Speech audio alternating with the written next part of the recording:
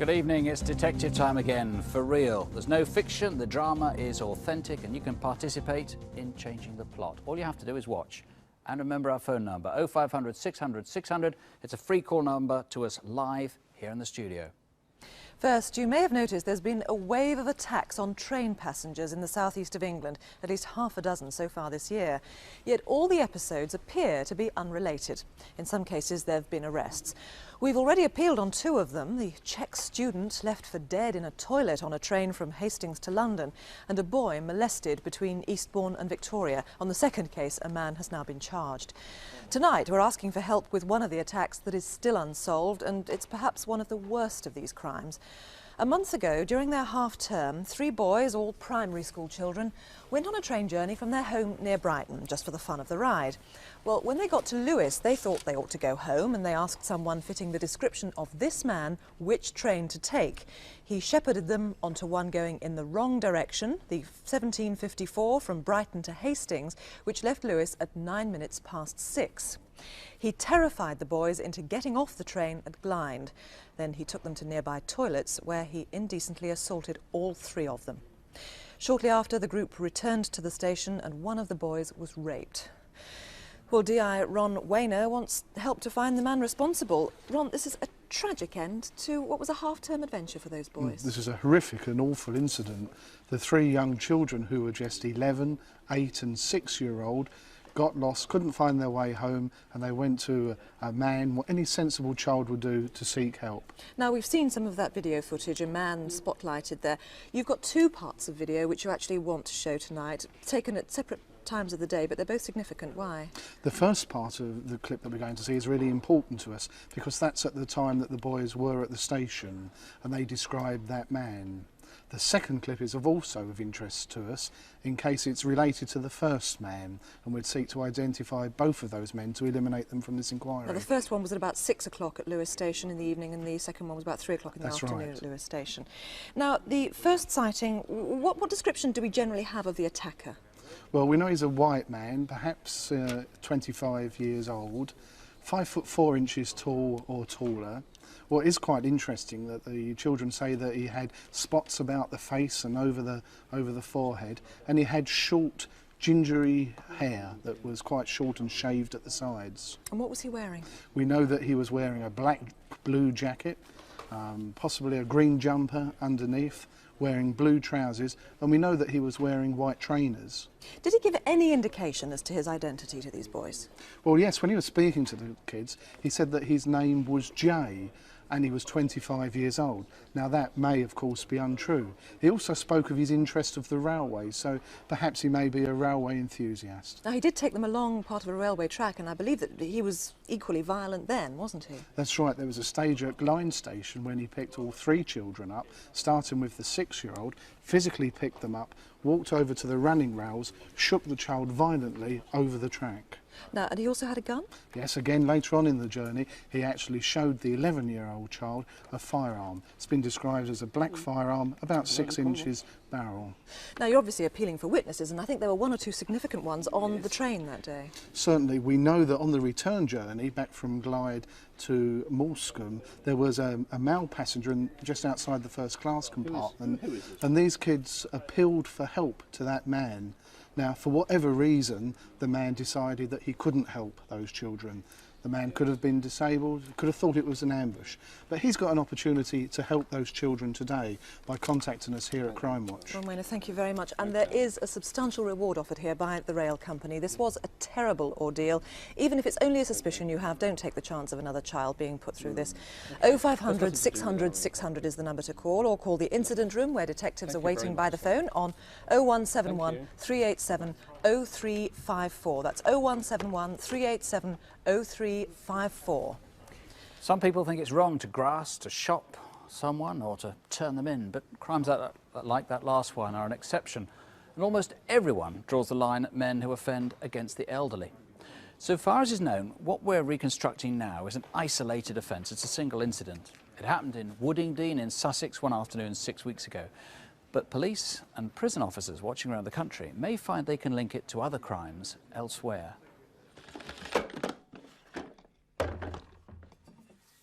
I've lived in Woodingdean since 1947. I like to still feel I'm capable of doing everything I did when I first came here. I do my housework, cook for myself, and in the better weather, keep 3/4 of an acre of garden tidy.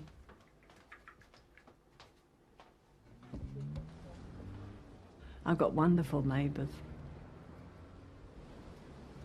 But I don't want to think I'm a burden to them. I was on my way to catch a bus to go into Brighton. And I saw a car parked on the opposite side of the road with the bonnet up. And as I passed the end of my neighbour's garden, I saw a man walking along the garden path. I'm always a little apprehensive when I see somebody I don't recognise going into my neighbour's house. So alarm bells ring a little bit.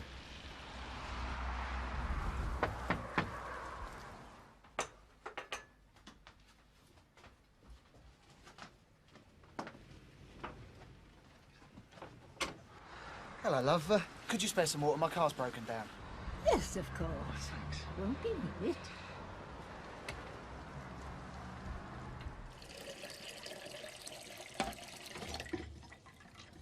I thought, well, poor chap, he's stranded on a nasty day like this, and just a drop of water wouldn't hurt for me to give it to him. I'm sorry. I haven't got a bucket. Oh, Would have thanks. been so much easier for you. My kettle was practically new, and I thought, oh goodness, I hope he brings the kettle back. As I looked back, I saw the man come across the road carrying a jug, and I immediately assumed that he was going to top up the radiator in his car. So I was really reassured by this.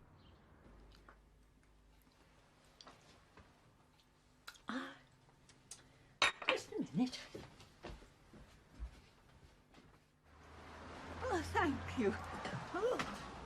He was so quick, he didn't give me time to think. That's when he'd quickly turned round and put his hands round my throat.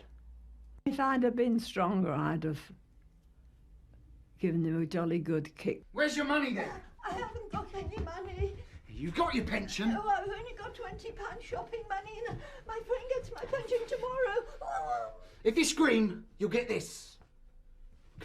But I thought that was the finish. I thought he'd stab me the way he threatened to if I didn't stop shouting. And I think he would have.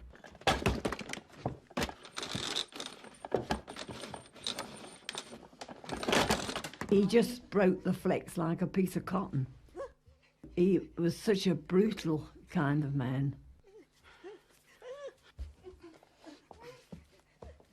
He struck me as being youngish, 20, 28. He was roughly 6 foot tall, very clean shaven, fresh complexioned. And his hair was fair, but it was very close shaven. Just an ordinary London accent. Where's the money then? On the easy work. Oh.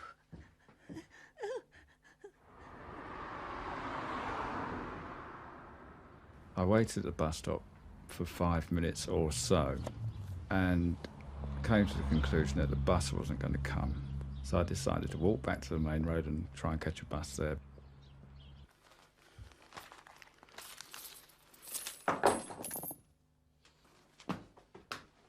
Where's the money? Where is it? That's it. Haven't got any more.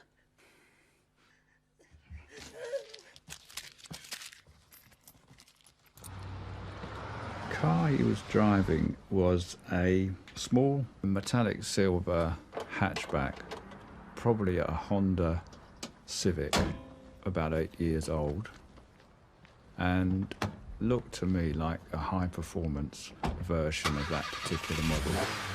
It seemed the end of the event as far as I was concerned. That episode was over. Get my I wanted to escape as quickly as I could. I knew I'd be better in the open, letting people hear me shout for help, than shut in this room, nobody to hear me.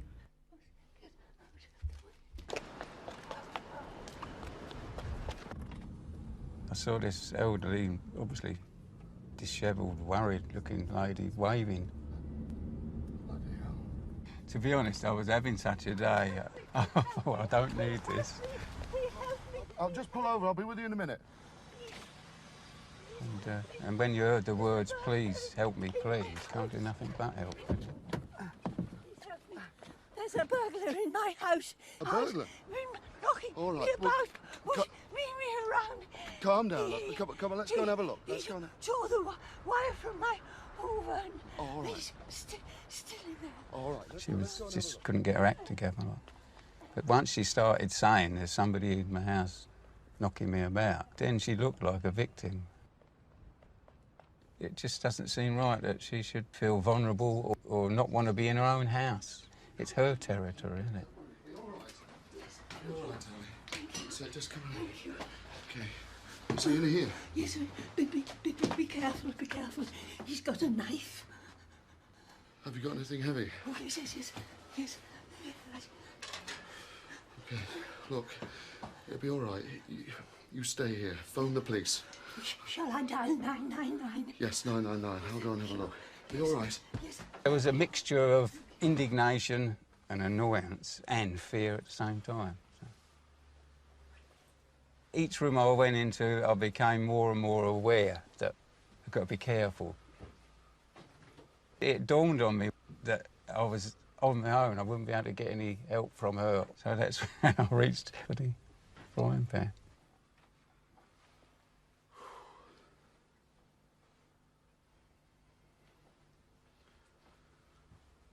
Not even all through the air raids in London have I ever been as frightened as the day he threatened me with that knife. It's okay. You'll be all right. Oh, they're here. I'll go and let him in. You all right? Oh, what's happened? For all the trouble he took in what he did to me and threatening me and all that, all he gained was £20. And to him, that must have seemed nothing. So sad and so insane. As the victim said, she never had anything much to steal in the first place. Remember the clues? He had a London accent, in his late 20s, 6 foot tall, with very short fair hair. And 6 weeks ago, he had a silver hatchback, possibly a Honda Civic or Honda Accord. Let's find him tonight. 0500 600 600 is the free call number here, or ring 01273 665 564. That's 01273 665 564. Now here's Detective Constable Jackie Hames. Two men, both identifiable from video. They seriously injured someone just for fun. This is Birkenhead. It's Argyle Street on Friday night at the end of January. Look at the bottom right. The victim was simply minding his own business. They broke his jaw and caused injuries that will stay with him for life. This is the man that started it. He looks in his mid-20s, medium build, with short, dark, receding hair, and a good deal shorter than this man who put the boot into the victim lying on the floor. He's around 6 foot tall, stocky build, with cropped light brown hair. Call us now on 0500 600 600 or 0151 777 2259. That's Liverpool, 777 2259. Now to Bristol, where pubs have been taking extra security measures after the murder last month of this publican, John Fitzgerald. He was found battered to death after what appears to have been a burglary. We're keen to speak to this man, Michael Eifinger, who used to work at the Richmond Spring pub in Clifton, where the murder took place. Mr. Eifinger has a strong German accent and indeed might be in Germany. Was this him getting onto a ferry at Ramsgate in Kent, going to Ostend on Saturday the 21st of February? Or in fact, if it was you, or you can help in any way, call 0500 600 600 or the Murder Inquiry Room, direct on 0117 945 4350. That's Bristol, 945 4350. And there's a £10,000 reward to find John Fitzgerald's killer. Next, we're seeking 4, possibly 5 men who may be able to help solve a murder. Tracy Wilde was 21. She was a single mum in Glasgow and had a difficult and unhappy childhood. She wanted desperately to have a normal family life. 2 years ago, she found heroin eased her sense of hopelessness. She struggled with addiction, and to feed her habit, she turned to prostitution. She probably wasn't what people would imagine a drug user would be, so she had all these problems, but yet she had plans for the future. She could see herself, and she was thinking about her daughter and her. She just had to deal with her drug problem to begin with. She was the least likely client I've ever had that I thought would get into prostitution. I just didn't think that would ever happen. Tracy lived at 17 Torryburn Road in the Barmulloch area of Glasgow. Tracy, when she was certainly getting ready actually to go out and prostitute, you would think she was going out for a date. You know, she had very much clothes laid out in the bed, getting ready, washing her hair, having a bath, all that stuff. It was almost as if she was getting ready to go out to a club. You know, she wore quite trendy clothes, and she probably looked as if she was going out to meet friends and to go out dancing or something like that. She just looked like a typical 21-year-old that was interested in fashion. It's going to be a dull, overcast and wet night.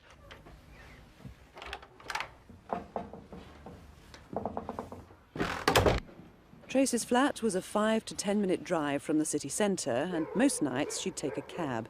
It rained on and off throughout that Sunday night. Tracy worked in one of the city's red light districts, known locally as the Drag. Her patch was the corner of Bothwell and Wellington Street. All right, Tracy. Hi. How you doing? All right. You still looking for a brolly?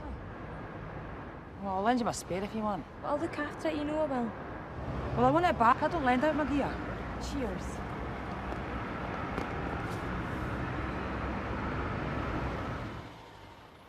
In the few weeks before she died, Tracy had started taking men back to her flat in Torryburn Road. I was sitting up doing paperwork, and when I heard the car stop, I went over to the window because I thought it was my brother-in-law. I seen Tracy coming out of a car with a man. He was all dressed in black clothes. He was of medium build, dark hair. I'm either dark brown or black. He was smart in appearance and clean cut, clean shaven. He definitely wasn't any of the people that I'd ever seen Tracy with. This is a man who must be found. He can be easily eliminated, and police guarantee discretion. Maybe he gave Tracy a lift back across town to West Street.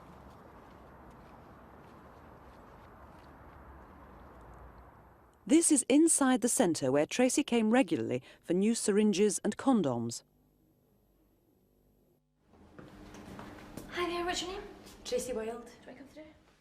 I think I really remember Tracy just for the overall feeling of sadness that she had. She appeared unhappy with her life that had passed and was very keen for things to change for her in the future. I need 401mm needles and 12mm and some condoms. Okay. I just felt really upset for Tracy.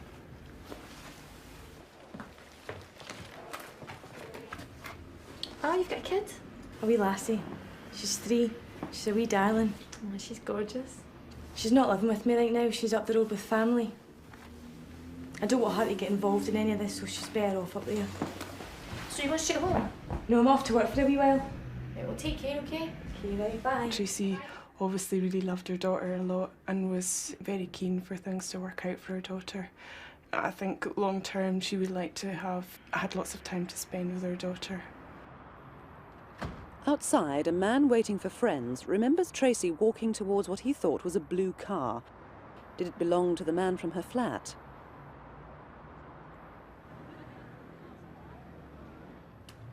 Seven minutes later, Tracy was back in the Drag. She walked alone along Waterloo Street and into Wellington Street. At the same time, this man was recorded around the corner heading in Tracy's direction. 2 minutes later, a man was running along Waterloo Street. Could this have been you? Tracy was next seen with a client heading down Bothwell Lane off Wellington Street. Minutes after that, another man was recorded walking up and down past the end of Bothwell Lane.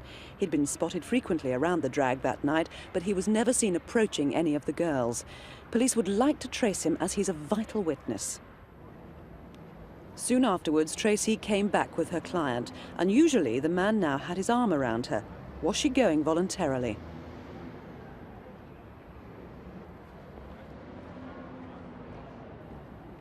This is the last recording of Tracy.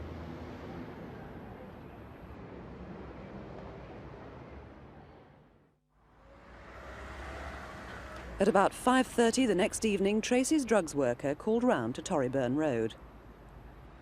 Tracy used to attend a women's group on a Monday night, so we had went just as usual to pick her up. The flat was in darkness, so we actually had thought she wasn't in.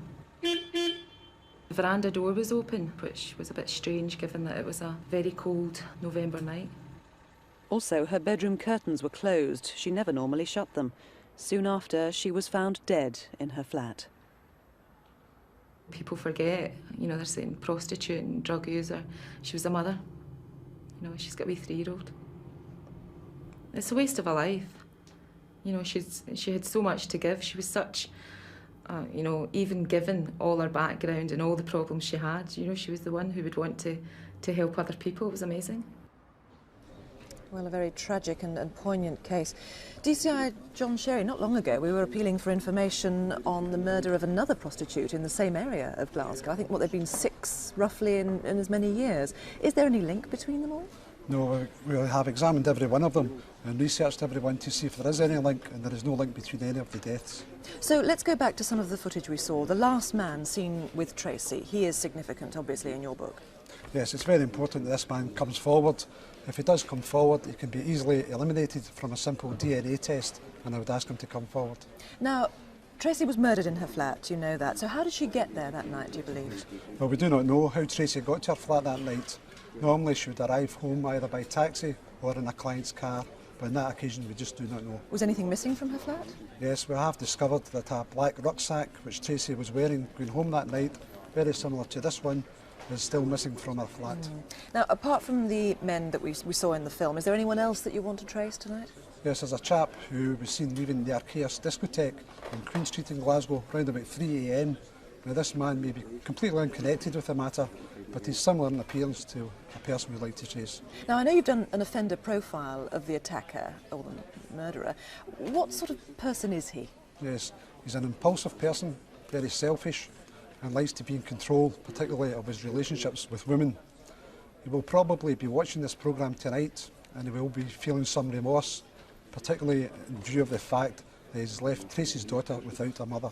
That's right. I mean, how is she? She's only 3 years old. How is she bearing up? Yeah, as you say, she is only 3 years old. She's very upset, and she cannot understand why she constantly sees her mum's photograph in newspapers and she can't see her in real life. It's a very distressing story. Thank you very much, John Sherry. Well, please don't hesitate if you go 532 4262. I have another offence that makes everybody's blood boil, so please don't hesitate if you know this man, Trevor Ernest Cause. He's wanted in connection with a series of con tricks on elderly women. He's 61, 5'10", with brown eyes and short dark hair. This is a rather dated picture, so we've created an artist's impression of how he may look now. He's usually smartly dressed, a heavy smoker, and he often stays in bed and breakfasts around the southern part of England. 0500 600 600 or 0181 556 8855. That's 0181 556 8855. And another man who's wanted for deceptions, a long series of them. His real name is Mohammed Rafiq, and he comes from Richmond in Surrey, though his family say they don't know where he is. He could be driving a black Saab convertible with the registration N86COE. He's wanted by 3 police forces, and there's a bankruptcy warrant out for him, so I wouldn't lend him money. And watch out for him if you're a cashier in a building society, bank or casino. 0500 600 600 or British Transport Police on 0171 387 0354. That's 0171 387 0354. So far tonight, the phones haven't been as frantically busy as last night. We've had a very, very quick and big response to the Glide attacks. That's the attacks on the little children on the southern eastern region of on the trains. 71 calls here, about 140 so far. About half of them produce some very interesting leads, all converging on one thing. It could be coincidence, but it's got to be checked out. 2 people given the same name, and 2 people so upset about the Willingdean aggravated burglary on the old lady, they've offered to put up rewards. We'll tell you more about that later. There have been 19 arrests on Crimewatch cases since last month's programme. Though 12, it must be said, are all from one crime, an armed robbery, and even then not directly because of information that came in through the programme. But it was a reconstruction, you might recall, a ram-raiding attack on a supermarket in Edinburgh. Another man's been arrested after a series of sex attacks on school children on Rillsdale Common in Surrey, and he's now awaiting trial. And a direct result, a shopkeeper in Plymouth was in a coma. It was thought that she'd fallen or fallen ill until her son looked at the security video and found she'd been attacked in the course of a robbery. 2 viewers named a man who's now been arrested pending further inquiries.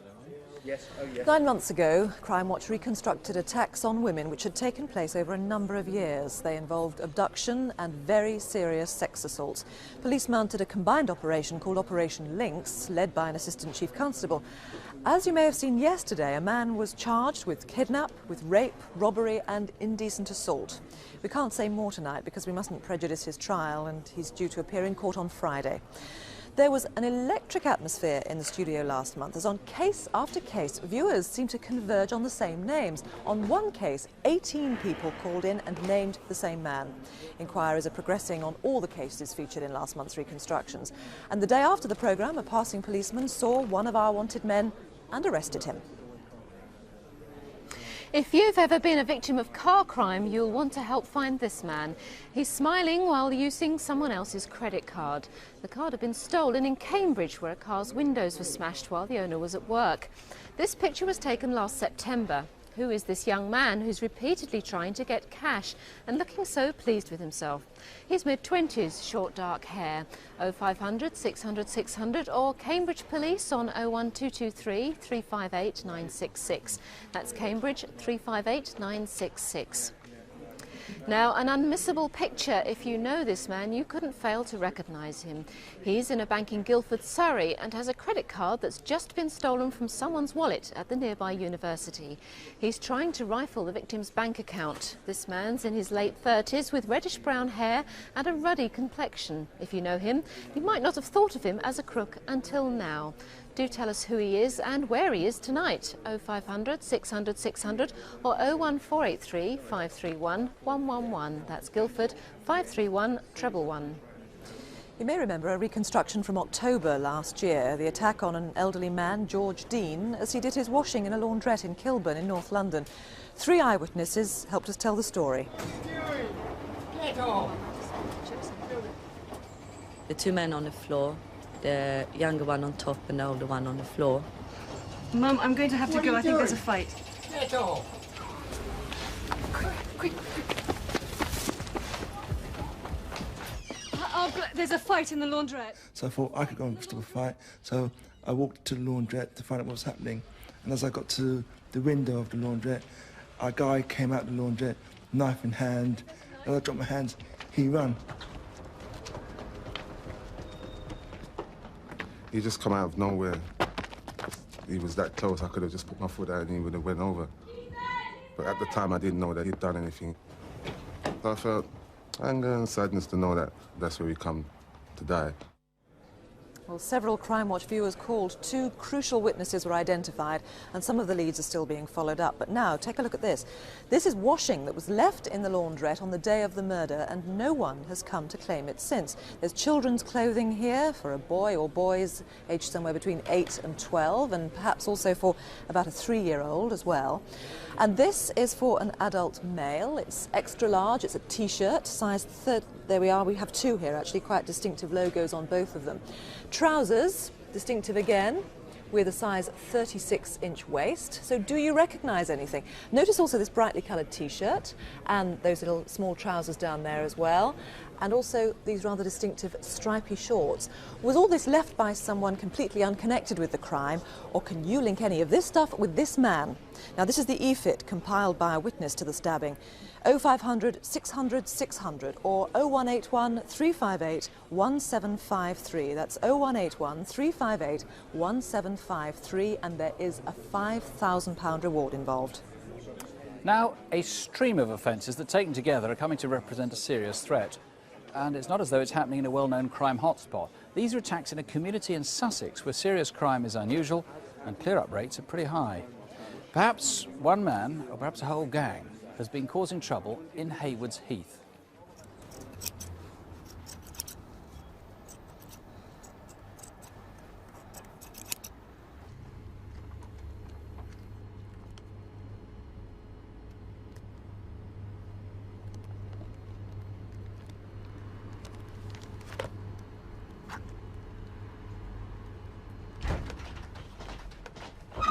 Give me the money!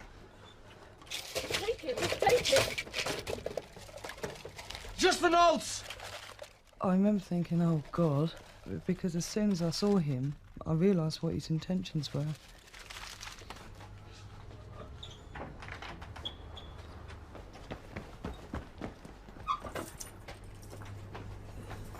Just to see a pair of eyes, you know, no expression to read. You don't know what you're dealing with or who you're dealing with.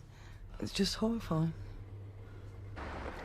The first crime in the sequence was on a Sunday evening in November, in the centre of Haywards Heath, close by the railway station. Very aggressive, and he had a knife. Okay, yeah. Could you describe him for me? He was about 18, 22 maybe, slim, probably about 5'5" tall, great. and he had a northern accent as well. Okay. 45 minutes later, just across the road, two drivers were waiting at the station cab rank. Bad night last night? It's just so quiet. It's that time of year, isn't it? I was chatting away to my colleague and I suddenly noticed this bloke and he was acting very suspicious. When he ran up to my colleague's car and jumped straight in the front seat, you know, you don't expect that kind of behaviour. Normally they say, you know, is the car free? Take it, that's mine. See you later. Well, mate. How much the Crawley? Well, it's normally about £15. But, do it for tenner. I missed my train. Didn't you see me running? Oh, right, nah. That's one. Cheers.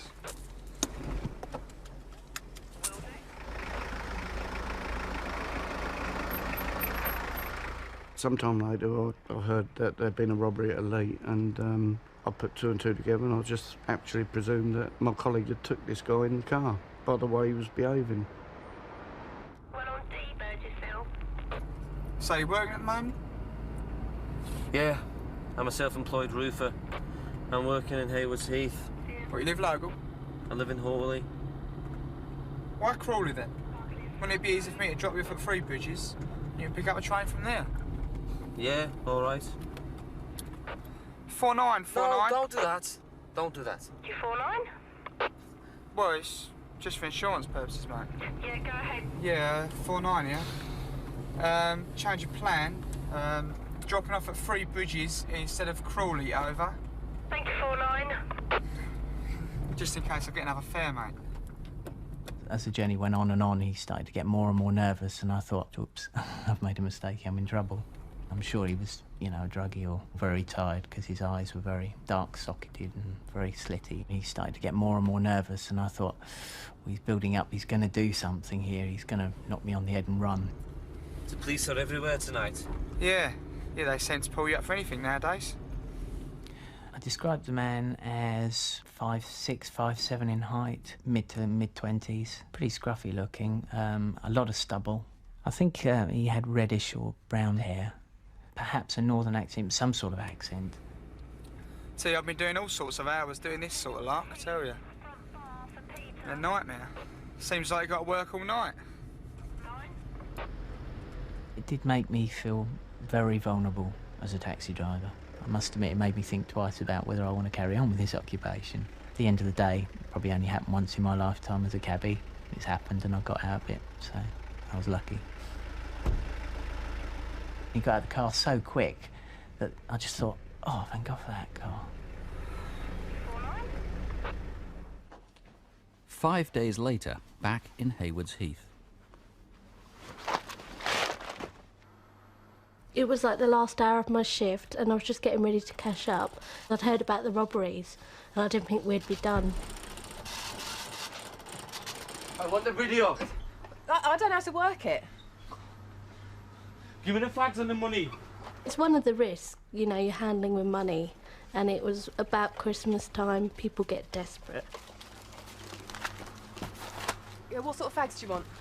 Benson and Hedges. It was about average height, really, and he was quite slim, although he had a big puffer jacket on. Put them in a bag. Although he had clear English, it sounded ethnic.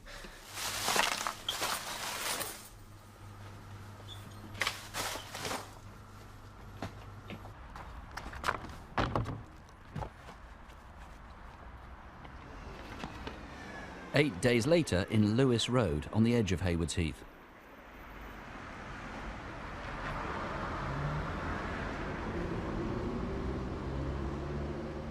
This time, the robbery was foiled, and nothing happened then for over a month. But the attacks resumed soon after Christmas. First, at an off-licence in Sydney Road on a Wednesday evening in January. And then the only daylight raid on Sunday, January the 18th. I've been living here for 12 years. Generally looking, the town is a nice town with nice people, and usually don't have many problems in Haywards Heath. Give me the money! Give me the money! What? Give me the money! Money!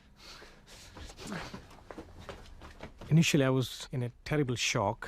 Sometime at night, you think about it, what had happened and what could have happened. And when the same time came up next Sunday again, you just, for a minute, you think about it, and you thank God that he didn't anything damaging to you.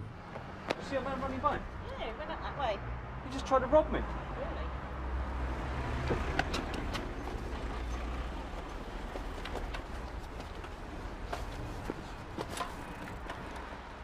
We were travelling down Sydney Road when I saw two men on a bike. My impression was it was a red mountain bike. And I pointed to my wife and said, "Look at that man's strange haircut." In taking a second look, I noticed that it wasn't a haircut, but the man had a stocking over his face. Presumably, the two with the bike made their way towards Clare Park. But sometime later, a red mountain bike was found abandoned at a cemetery off Western Road.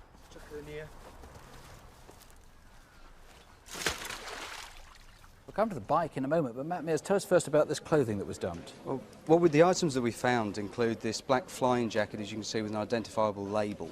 We've also got a rip in the right sleeve, that's on the inside of the arm. We've also got two ski-type gloves, gauntlets that were found. They're quite small, those gauntlets. Yes, the person we're looking for is about 5'5" to 5'6", so that would go along with that. Quite distinctively small for a man. Very much so. We've also got this jacket top here, as you can see. It's had the sleeves cut off, but it's also got the identifiable Giorgio logo on it. Again, and the last item we have got is this purple V-neck jacket top, and as you can see again, it's got the identifiable label on it. The best clue, of course, you've got is the E-fit from the taxi drivers. That's that right. man could, of course, be quite unconnected with these crimes. Well, we can't be 100% certain that is the person, but the two taxi drivers were concerned enough with his behaviour for them to contact us. And we would like to speak to him, if only to eliminate him from our inquiries. A couple of witnesses we saw in the reconstruction still need to be traced. One at Three Bridges Station. When the taxi arrived, the man seemed to go up to a woman and asked her for directions. She's not come forward. No, we would like to speak to that woman just to see what was said from the man. It might give us an identification of where he went. And the other one? The other one was a woman in a laundrette.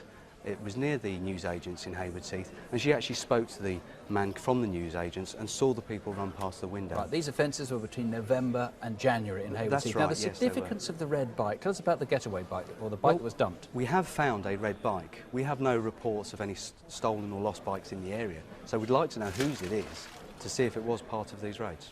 OK, thank you very much. 0500 600 600. If you've any idea, please help us right away. There are other people waiting to hear from you on 01 444 445 846. That's Haywards Heath, 445 846.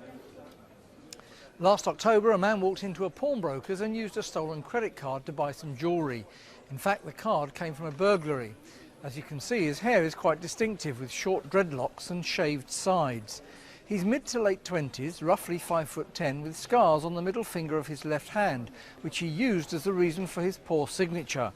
Call us if you know him on 0500 600 600 or 0171 421 0500. That's 0171 421 0500. And you may have seen this man. He's Mark Anthony Dodds. He escaped from Exeter Prison last October, where he was awaiting trial. He tends to talk a lot about religion, but despite this, there's a warrant out for his arrest on a charge of burglary. When he disappeared last year, he had a ponytail and a short cropped beard. He also has an array of tattoos, including a tiger's head and an Indian warrior's skull on his right arm. He may turn nasty, so don't approach him, but do please tell us where he is on 0500 600 600 or 01392 451 659. That's Exeter 451 659. And talking of religion, it's not often priests get onto Crimewatch, but tonight is the night. Police want to question this man, Father Seamus Heatherton. He was the parish priest for Swanley in North Kent, but he has disappeared, and so has over £100,000 of church funds. He's 67, he's 5'9", with white hair and a strong Irish accent. He phoned his solicitor and said he was calling from Australia, but police don't believe that. He could be anywhere in Britain, or maybe he's gone back to the Republic of Ireland where he was born.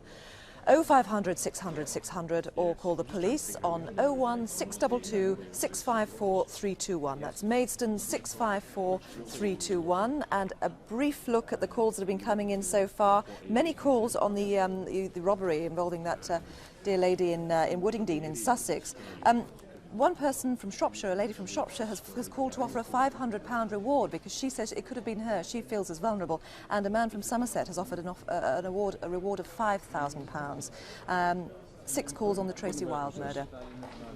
Our lines are open here in the studio for well over an hour and a half yet. We'll be taking calls until midnight. And you'll see other numbers in a moment, which are also listed incidentally on CFAX on page 621. If you've email, you can reach us at Crimewatch UK at the BBC. There it is, cwuk@bbc.co.uk. All information on those appeals, of course, will be sent straight on to the police. And if you've information on any crime, you can try Crime Stoppers, and you can call them anonymously if you want on 0800 555 111. We'll have more news in Crimewatch Update later on tonight. Because of the Oscars, it'll be after midnight, though, at 12:15. If you can't stay up that late, do join us next month, Tuesday, April the 21st.